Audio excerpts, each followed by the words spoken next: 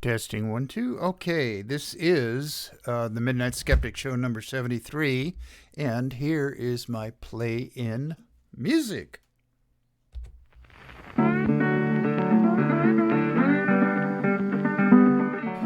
You are listening to KPCA LP, Petaluma, California, at 103.3 FM and worldwide at www.kpca.fm. And this is the Midnight Skeptic. The views of the Midnight Skeptic are not, repeat, not necessarily the views of KPCA or any of its affiliates.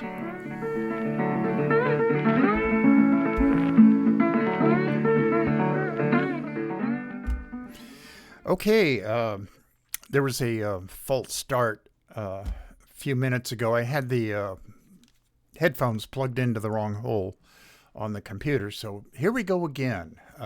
There was just about a half a minute's worth of recording on the wrong thing, so here we go.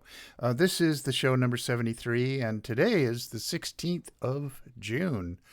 The weather is getting warmer out here, and as we approach the equinox. No, it's not the equinox. The solstice, summer solstice. Okay. And this will be broadcast on, as usual, a Sunday coming up on the 19th at 9 p.m.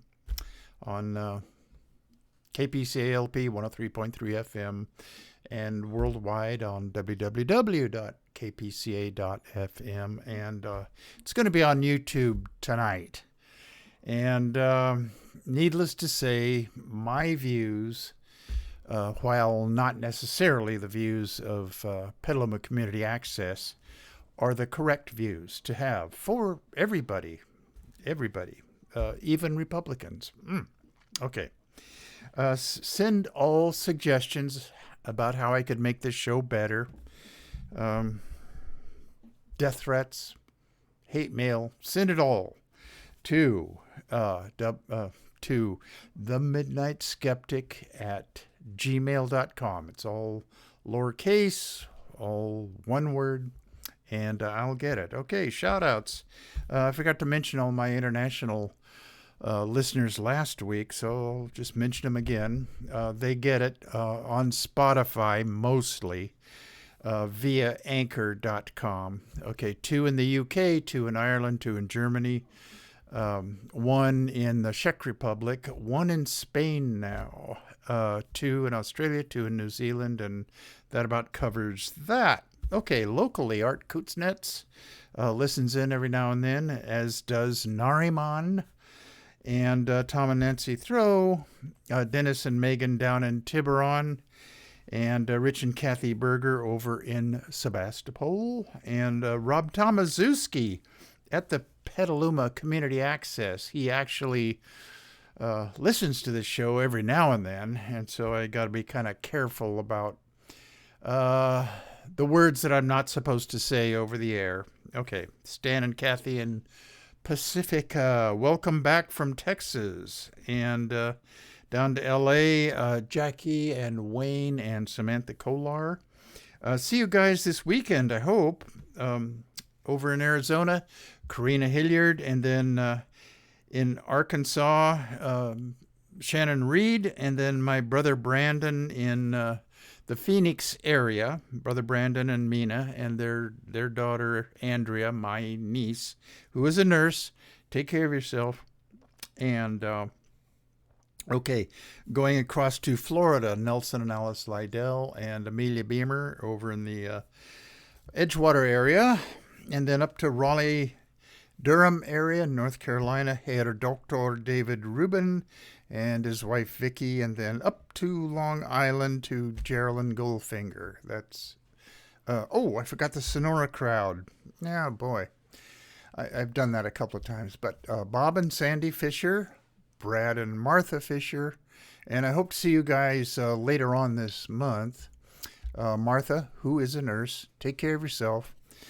Darrell Larson, Judy May, Leonidas Maciel, Kathy Francis, and then all the way down to Mexico City, Rosie Lopez Negrete, who spent 1 year going to school in Sonora. That's where we all met her. Okay, so those are the shout outs. Okay, on my Facebook page, I said that I was going to find as much good news as I could. Boy, there's a lot of bad news lately, but I'm hanging in there. I'm trying. Here's the first part of it. Good news. California State Senator Scott Wiener and State Representatives Susan Eggman and Evan Lowe have introduced a bill in the California legislature to bar any out-of-state subpoenas seeking health or related information about people who came to California to receive gender-affirming care. State of Texas, are you listening? You creepy Republicans who control that state? Yeah. Also, similar bills are working their way through the California legislature to protect women who are coming to California to receive abortions and other women's health care. We are going to be a refuge state for oppressed people, and oppressed people are going to be flocking from running away from Republicans. The Republicans will probably sick the Proud Boys on them, and there's nothing too evil that Republican politicians won't do. Okay. Scott Wiener says, I've gotten calls from legislators in other states hoping to take a similar approach to what we're doing here in California. So it's not just about California. There's plenty of areas in the United States that are compassionate, meaning their state governments are controlled by Democrats. Okay? All right. There'll be other good news besides that. Anyway, Scott Wiener is one of the politicians here in California that make me proud to be a Californian. And, okay, little bit of bad news. Representative Pat Fallon, Republican, of course, reads the Republican MAGA head talking points about guns and mass shootings. On Wednesday, June 8th, Fallon read from his paper, no doubt vetted by the NRA, the Heritage Foundation, and the Republican National Committee, that the real cause of mass shootings is, are you ready for this? A breakdown of the family. Yes, there is some of that. An erosion of faith. Well, actually, I welcome that. The erosion of faith. That means less and less religiosity in this country. Okay. A drop in social interactions due to, and these are his words, these dang smartphones. He looks to me to be 50-ish, 55-ish, somewhere in there. So he has a smartphone. It was right there on his desk as this was being filmed, and his speech was being filmed. Okay, in addition to that, the growth of social media, that's his words again. The breakdown of the family. Okay, that's always a reason for everything that the Republicans want to do to this country.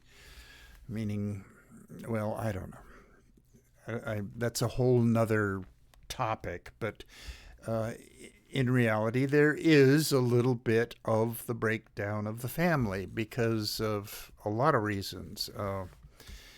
The widening gap in wealth between the super rich and the poorer people in this country, healthcare discrepancies, incarceration discrepancies between whites and minorities. All of those things figure into breakdown of the family. However, the gun people will always cite all of these reasons for mass shootings. They will never mention guns and the readily availability of guns in this country. Okay. There's a bill in the federal government that was passed by the House of Representatives, and it's going over to the Senate, where it will probably die. This changes in our gun laws, and of course they emphasize in this bill mental health. There's increased funding for mental health, which in and of itself is a good thing. However, to include that in the bill is to distract, which is what they hope, that the people will be distracted from the real issue, which is the availability of guns and more guns. There are more guns than people in this country, and I'm going to be talking a little bit about that in a minute. One of my favorite left-wing authors, speakers, commentators, Chris Hedges. I'm going to be reading, well, I might as well do it now. What the hell? Okay, let's see. When I printed this article out, the order in which it got printed out kind of got screwed up. So I'm going to try to put all of what he's written. And this is from Chris Hedges. Okay. All right. What he said, and this was from Salon. He was writing for them as a commentary. And this is his words, which I tend to agree with. Quote, "There will be no gun control, for many white Americans, the idea of the gun is all they have left." Okay.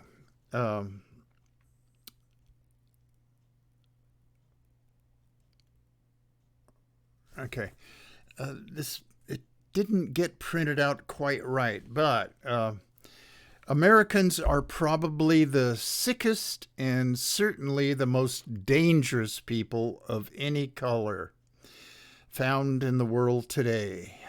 He added that he was not struck by their wickedness, for that wickedness was but the spirit and the history of America.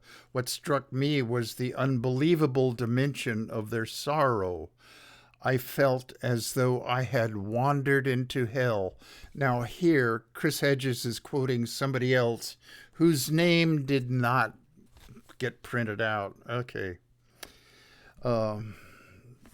Now this is Chris Hedges writing. "Those who cling to the mythology of white supremacy cannot be reached through rational discussion. Mythology is all they have left. When this mythology appears under threat, it triggers a ferocious backlash. For without the myth, there is an emptiness, an emotional void, a crushing despair." That sounds bad. America has two choices. It can reintegrate the dispossessed back into the society through radical New Deal types of reforms.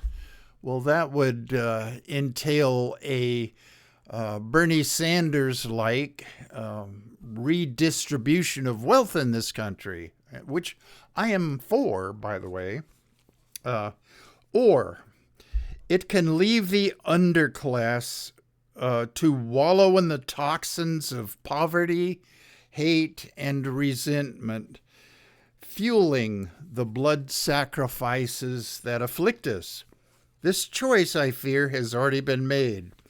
The ruling oligarchy doesn't take the subway or fly on commercial jets. It is protected by the FBI, Homeland Security, police escorts, and bodyguards. Its children attend private schools. It lives in gated communities with elaborate surveillance systems. We don't matter. We, meaning the underclass, as Chris Hedges sees it. Okay? The gun-enforced white supremacy, it should not be surprising that it is embraced as the instrument that will prevent whites from being dethroned.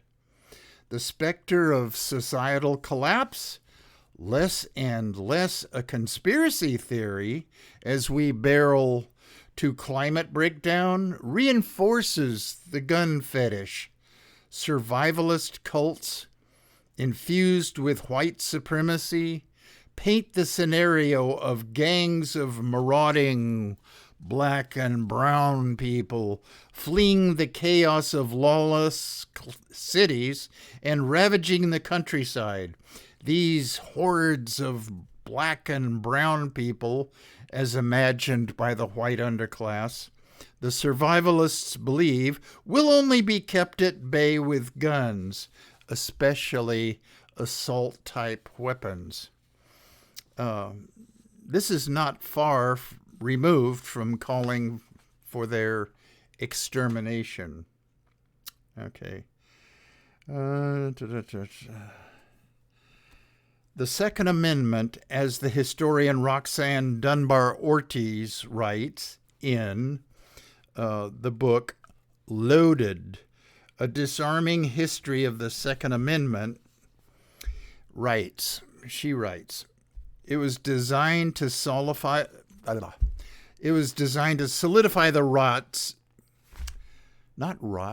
rights often demanded under state law of whites to carry weapons. Southern white men were not only required to own guns, now this is back, Civil War era, pre-Civil War era, not only required to own guns, but to serve in slave patrols. These weapons were used to exterminate the indigenous population, meaning Indians, hunt down enslaved people who escaped bondage, and violently crush slave revolts. Strikes and other uprising by oppressed groups. Vigilante violence is wired into our DNA. A little tidbit, it's not in here, but I happen to know this, that the Virginia Military Institute, VMI, it's a college in Virginia, was originally built to train officers for the militia that hunted down escaped slaves or suppressed slave rebellions. Okay. Okay, Peyton Gendron. Okay, now Peyton Gendron, capital Gendron, the 18-year-old white shooter in Buffalo who killed 10 black people and wounded 3 others, one of them black, at the Tops Friendly Market in a black neighborhood in Buffalo gave expression in a 180-page manifesto to this white fear, or great replacement theory, which is touted by Fox News. I don't know. Gendron repeatedly cited Brenton Tarrant, capital Brenton, capital Tarrant, the 28-year-old mass shooter who in 2019 killed 51 people and injured 40 others at two mosques in Christchurch, New Zealand. Okay.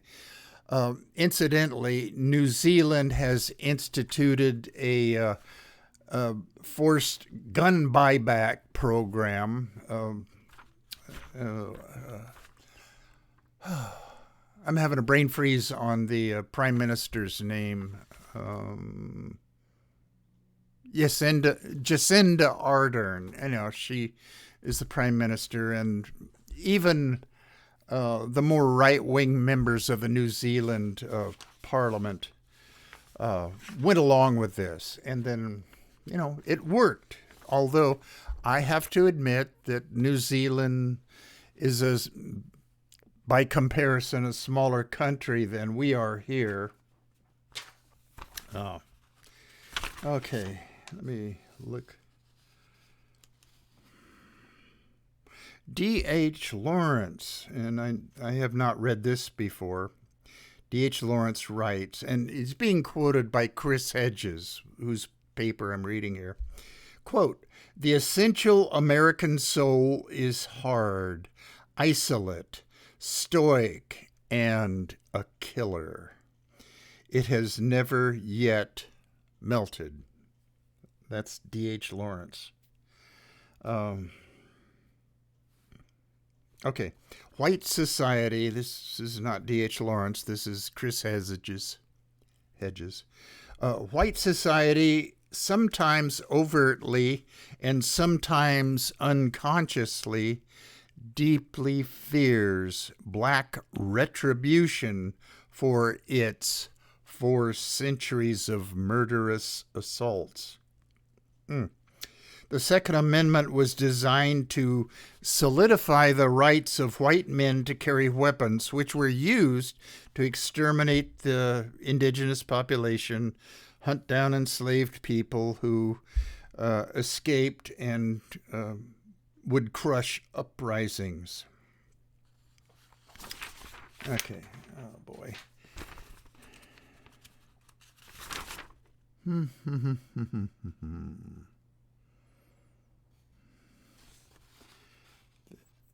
Oh, okay.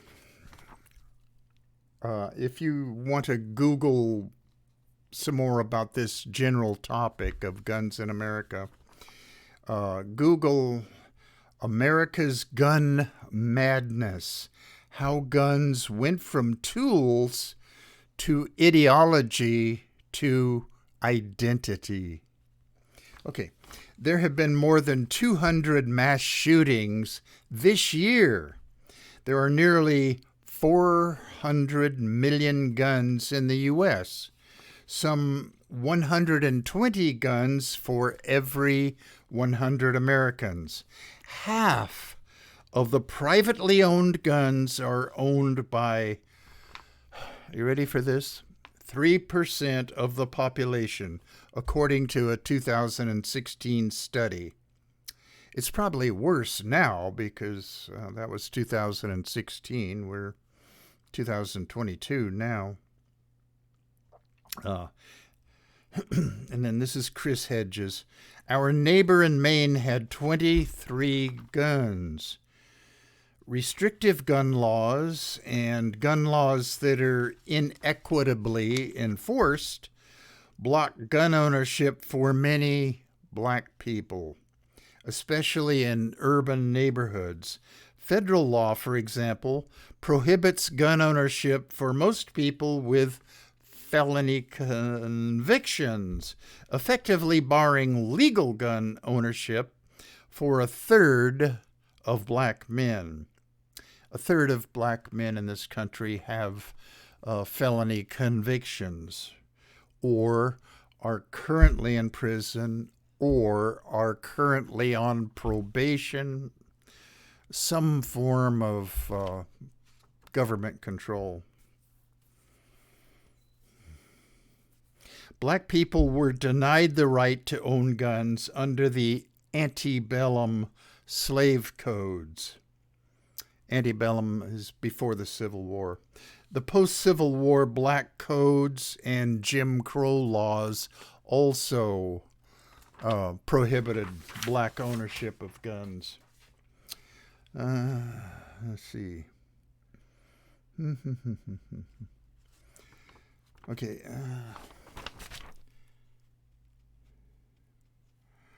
Okay, this is more by Chris Hedges. The entire article is by Chris Hedges, but it's so out of order here. I apologize for that. He says, we grew up in rural America. I was fascinated by guns, although I disliked hunting. 2 decades as a reporter in war zones, however, resulted in a deep aversion to weapons. I saw what they did to human bodies. I inherited my grandfather's guns and gave them to my uncle. Phone call, excuse me. Call from I'm just going to let it go.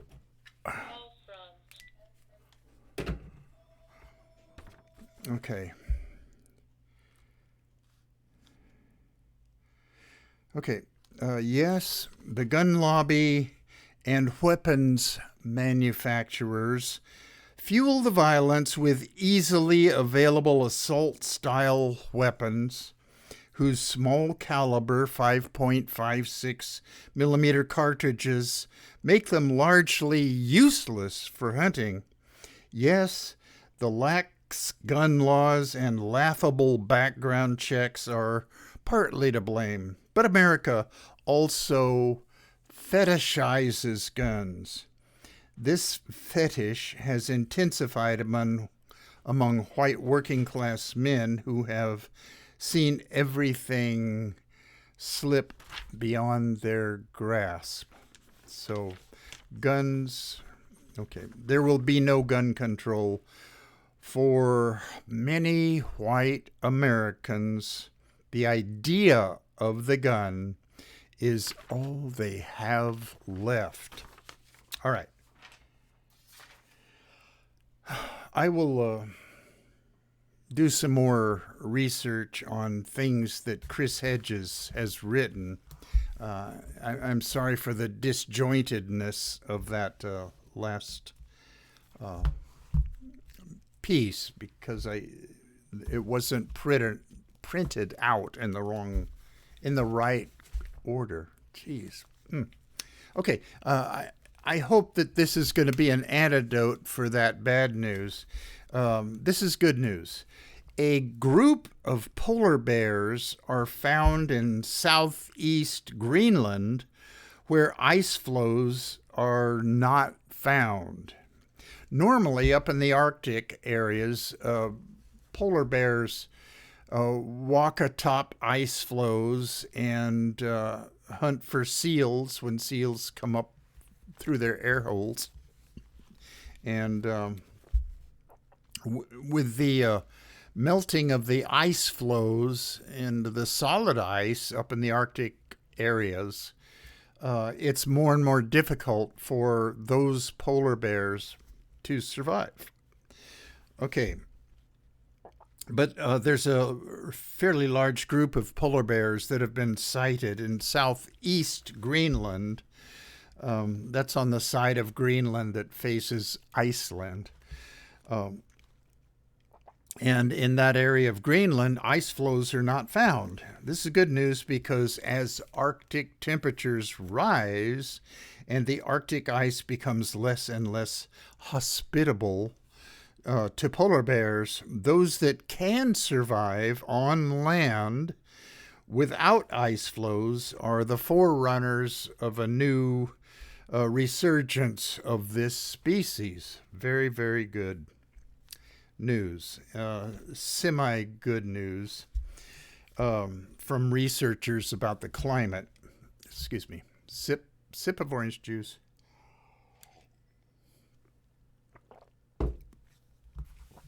Okay, yet another reason to cut air pollution. It's just not increasing amounts of CO2 that's in the atmosphere that is harmful by increasing the average air temperatures. It's way more than that. Increasing amounts of oxides of nitrogen produced by automobile exhaust and industrial emissions affect crops by stunting the growth of food crops. Research is ongoing as to how this is done chemically. Corn and soybean yields have decreased drastically because of nitrogen dioxide, sulfur dioxide, and particulate matter.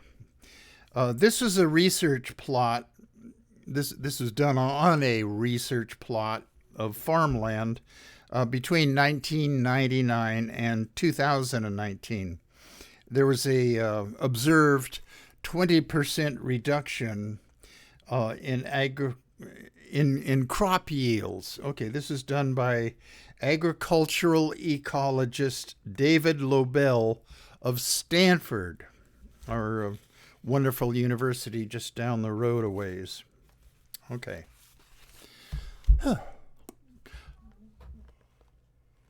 Okay, there's about a half an hour worth of ranting down the tubes. Okay. I ran across an interview with, it was by Matt Taibbi, with Kara Dansky. Now, she is a self-described radical feminist. She was a member of the board of directors of Wolf. Okay, large W, small O for women's, LF, capital L, capital F, Liberation Front, Wolf, Women's Liberation Front. Okay, and she has just written a book called The Abolition of Sex. Okay, now she argues, and I don't agree with her on a lot of the things she says, but she makes the argument that trans women's rights will come at the expense of women's rights, meaning cisgender rights, cisgender women's rights. Like I say, she calls herself a radical feminist. And in this interview, she constantly refers to men pretending to be women. And Matt Taibbi didn't call her on this as to whether she believed that gender dysphoria is a real thing or not.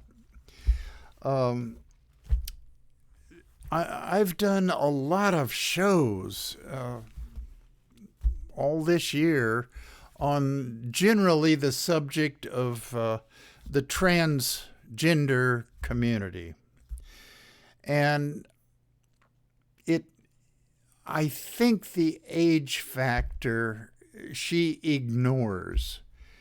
I've said, and I think I said it on the last show, that women in sports, well, okay, girls in sports, trans girls in sports don't really matter up until the age of, 11 or 12. Before that age, cisgender boys and cisgender girls' bodies, there's not enough difference to ban one sex from participating in the other's sports. It's when boys enter puberty, which is around 10 years old, more or less, and their muscles begin to get more well-defined, larger. Their bone mass increases. Their blood cells, their red blood cells, increase production to, increase the oxygen output to their muscles. After puberty sets in to a young boy, let's say 10 years old, and he has the condition of gender dysphoria at that time. If he starts transitioning at that time, and by transitioning, I mean puberty blockers and hormonal adjustments that his pediatrician makes, I think that he can still compete through his teen years and early adult years on women's sports teams. My opinion.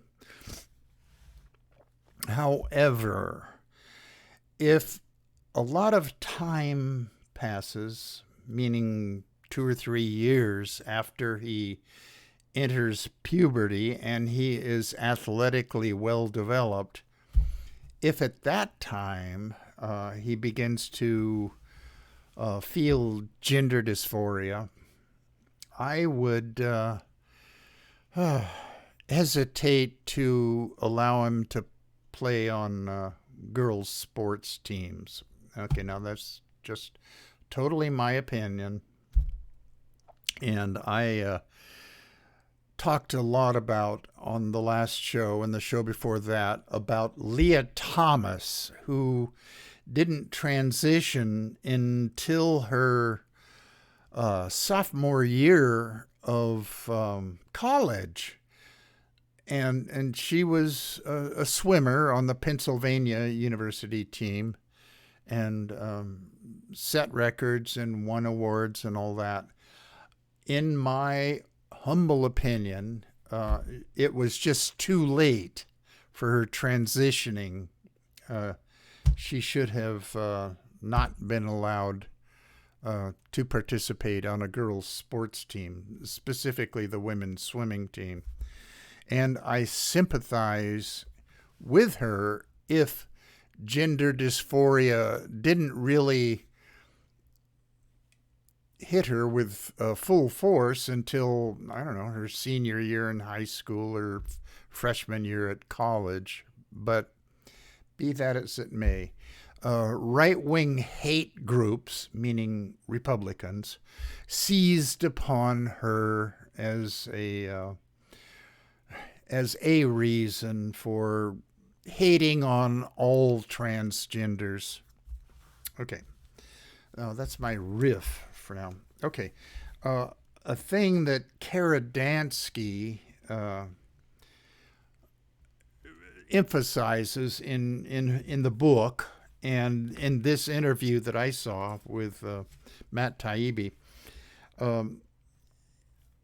Let's see what I wrote down. Men pretending to be women is really grates on me. That's not kosher. But there may be, and there may have been, a handful of men who did this.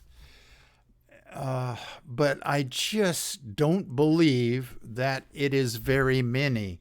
Certainly not enough for this flood of anti-trans laws that we're having to put up with in these Republican-controlled states. Another sip. Okay, one thing, or another thing that she talked about was the presence of men and in women's prisons. Now, I agree with that. There are adult men who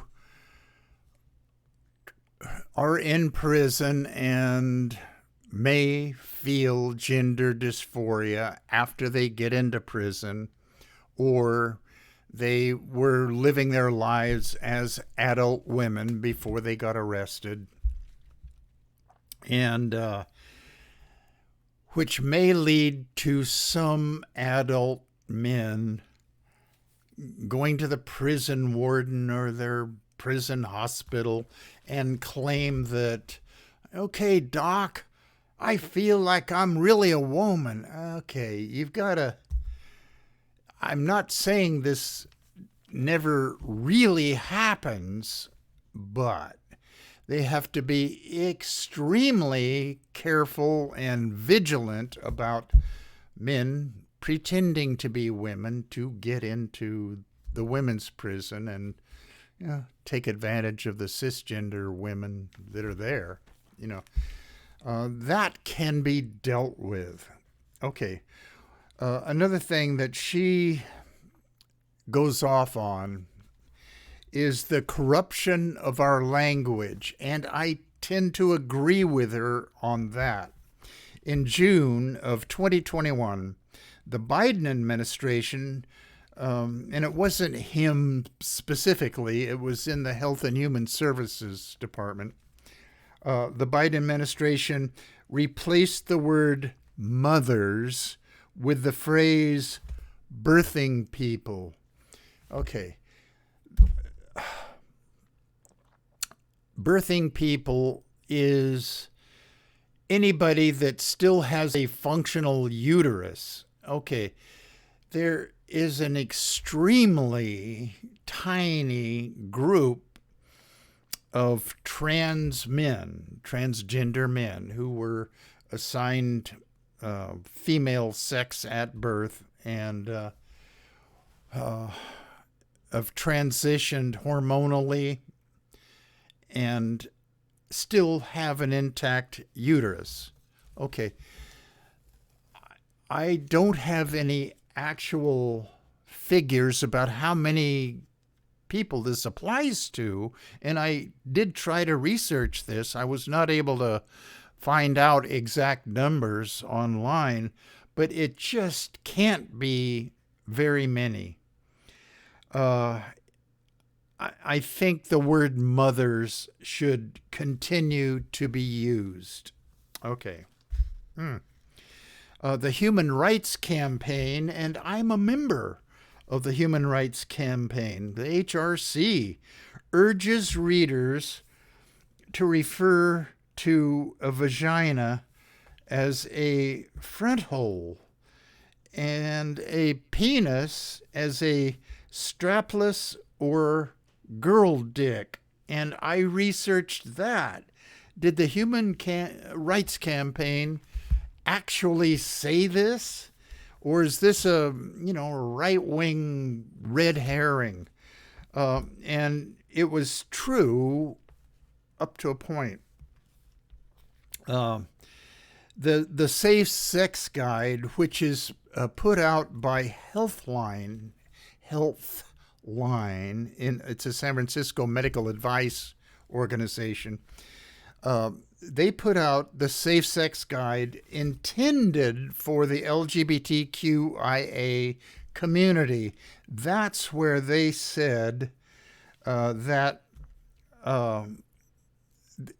members of the LGBTQ community could refer to their vaginas as a front hole, and it would help the doctors or nurse practitioners understand what they were talking about. Okay, it's not, they didn't mean it to change the entire English language. That was not it at all. It was a typical right-wing scare tactic. Okay.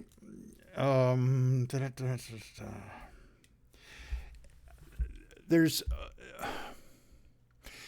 other terms that are creeping into wide use that I'm uncomfortable with. And I will use these terms just to be nice to whoever I'm talking to, or because they are beginning to come into wider use. Okay, one of them is cisgender, which is opposed to transgender. Now, in this country, in general, of all ages, about 9% of the population are transgender. Okay. And they want to refer to people who were assigned assigned the sex at birth as, like, man, for instance, as I was. And since birth, I have thought of myself as a male, a man, a guy. And I should refer to myself as a cisgender male. All right, I'll do that. It's not that much of a inconvenience to me to do that. But in a way, there's a thought in my mind that, gee, this is kind of silly. And the trans community doesn't see it that way. They want to be acknowledged, which is fine. And they can refer to themselves as transgenders. And if I'm talking to somebody from the trans community, and I have, I will be happy to refer to myself as a transgender male. And if that makes them feel more accepted and happier, I'm all for that. Okay.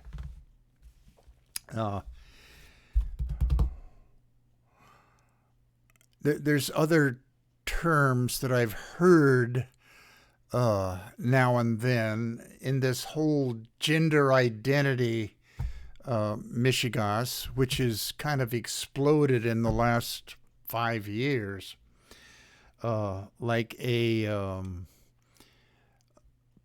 penis possessing person. Okay, that's a guy. Or a vagina possessing person. That's a girl. Okay? And I understand that the transgender community that have undergone bottom surgery, it could muddle the waters a little bit. Okay. A penis possessing person who is transgender, meaning they were assigned female at birth. Okay, I'm willing to, just call them whatever they want. And I will try not to make anybody that I'm talking to uncomfortable. And, okay, gender fluid, gender queer, non-binary. Okay, I'm okay with all of that. In the book, The End of Gender by Deborah Soh, S-O-H, and I recommend reading that. Okay. She says there are two genders, and then the next sentence is there. I said it. She knows that that's an unpopular position to take, but I kind of agree with her. If there weren't two genders, how could there be transgender? Because transgender means changing yourself from one gender, like female, to the other gender, male. Okay, I'm fine with that. Now, gender fluid, gender non-conforming, bigender, all of those terms. I believe that it refers to how a person wants to present themselves to the world, which is fine. If a cisgender guy in his childhood, is feeling gender dysphoria, and he wants to let his hair grow long, he wants to wear makeup, wants to wear a dress, that's fine. Let him do it. And in a lot of cases, it is just a phase. Okay.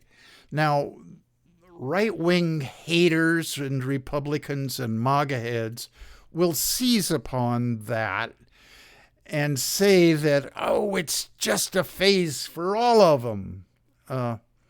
Well, ignore them.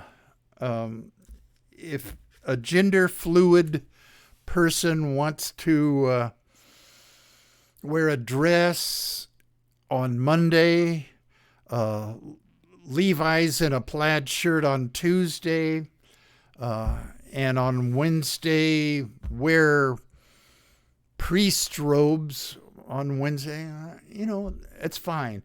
They can present themselves however they want to, whatever makes them comfortable. I'm okay with all of it. Okay? But I think that Kara Dansky, Dansky, look her up. Okay, is right on some of the points that she makes. Okay, finally.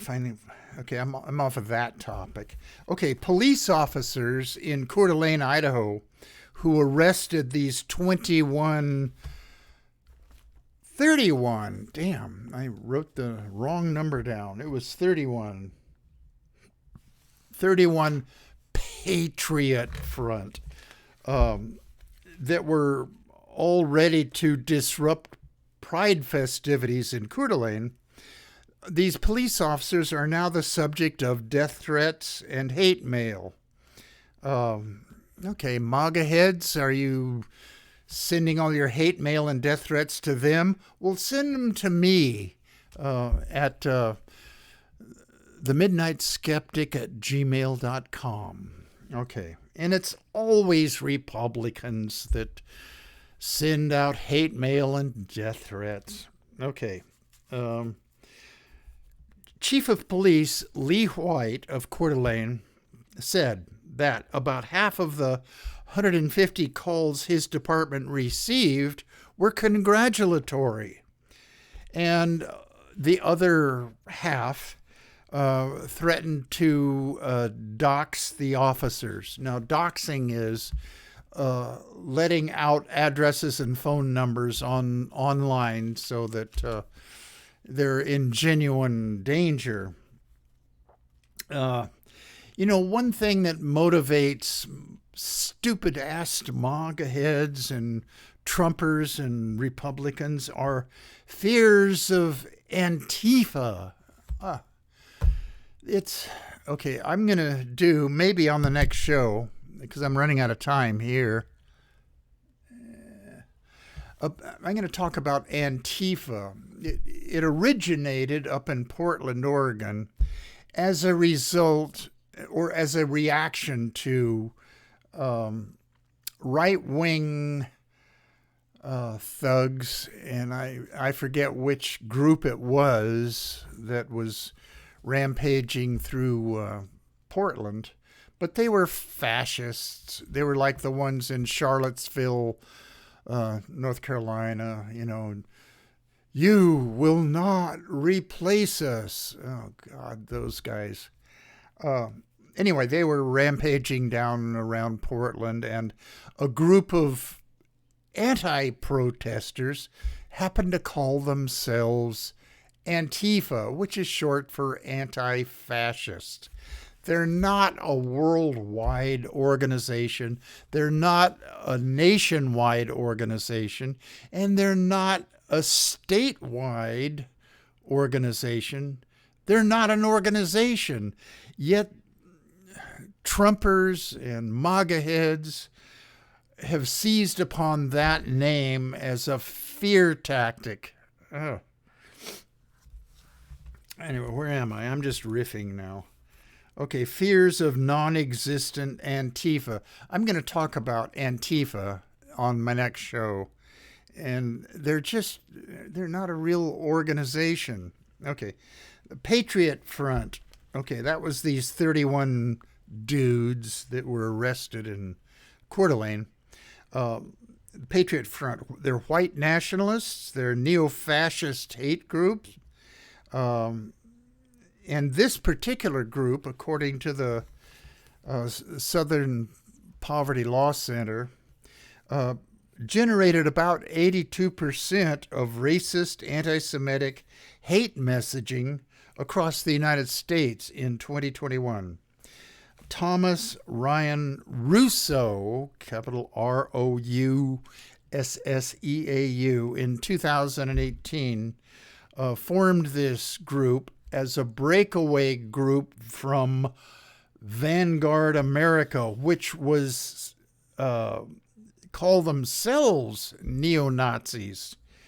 I don't know what their internal arguments were with each other, but anyway, Russo broke away and formed his Patriot Front group. Okay. Am I about done? Yes, I am about done with my rant.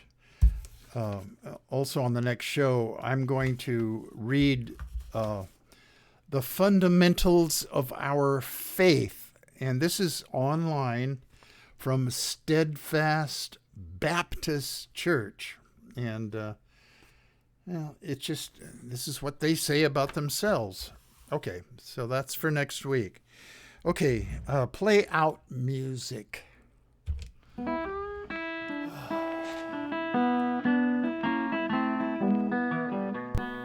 You have been listening to The Midnight Skeptic on KPCA LP, Petaluma, California. And we're at 103.3 on the FM dial and worldwide at www.kpca.fm. Support community radio at patreon.com/Petaluma Community Access. And remember, think critically, think logically, but live joyously, and most importantly, pet your cats.